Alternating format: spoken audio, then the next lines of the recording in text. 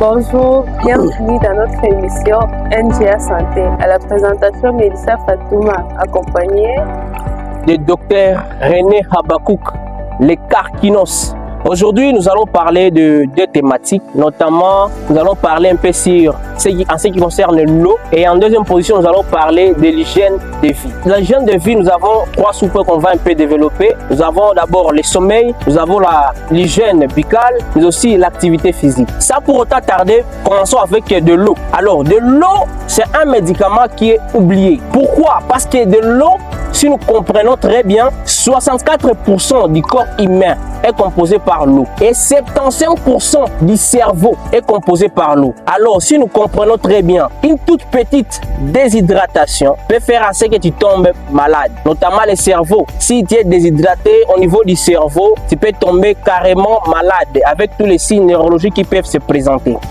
Ou peut-être on est à figo, les reins, c'est ce qui filtre l'eau. Alors, quand il y a des urines jaunes, là, c'est un signe que tu as besoin de l'eau. À part ça aussi, il y a le cœur, il y a aussi la peau.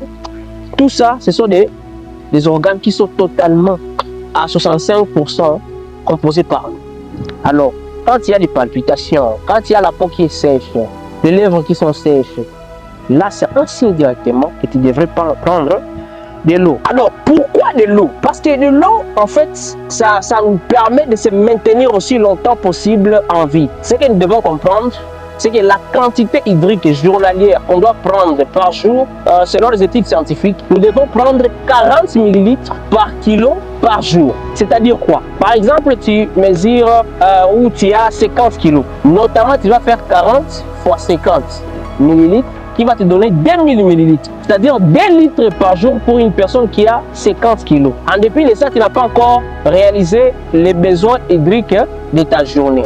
Alors, si tu prends les 2 litres, comment tu peux les prendre? Il ne suffit pas de les prendre à un coup si tu n'es pas capable. Tu peux les prendre soit un verre le matin, un verre le midi et 2 verres le soir. À supposer que ces verres-là mesurent 50 ml. Alors, de l'eau, à part la réhydratation ou ce qui compose le corps humain, c'est les 75% ou les 64%, notamment le cerveau et le corps humain. Mais aussi au niveau du rein, c'est de l'eau qui fonctionne là-bas. L'eau permet au rein à ce qu'on appelle la filtration glomérulaire ou le fonctionnement rénal. Alors, si nous comprenons bien, si tu ne prends pas de l'eau, tu vas aussi affecter le fonctionnement au niveau du rein. À part ça, partout ailleurs, au niveau du cœur, au niveau des yeux, en tout cas, c'est au niveau de l'ensemble, de tout l'ensemble du corps humain. Alors, comprenons cela parce que de l'eau, il ne s'agit pas seulement de ce besoin-là de soif. Donc, on ne doit pas boire de l'eau parce que seulement on a soif. On ne doit pas boire de l'eau parce que seulement on a envie de boire de l'eau. Mais on doit boire de l'eau pour couvrir ces besoins-là journaliers. Ça te permettra de te maintenir aussi longtemps en vie. Parce que la phrase tumultueuse qu'on dit souvent que l'eau, c'est la vie. Voilà un peu en ce qui concerne de l'eau.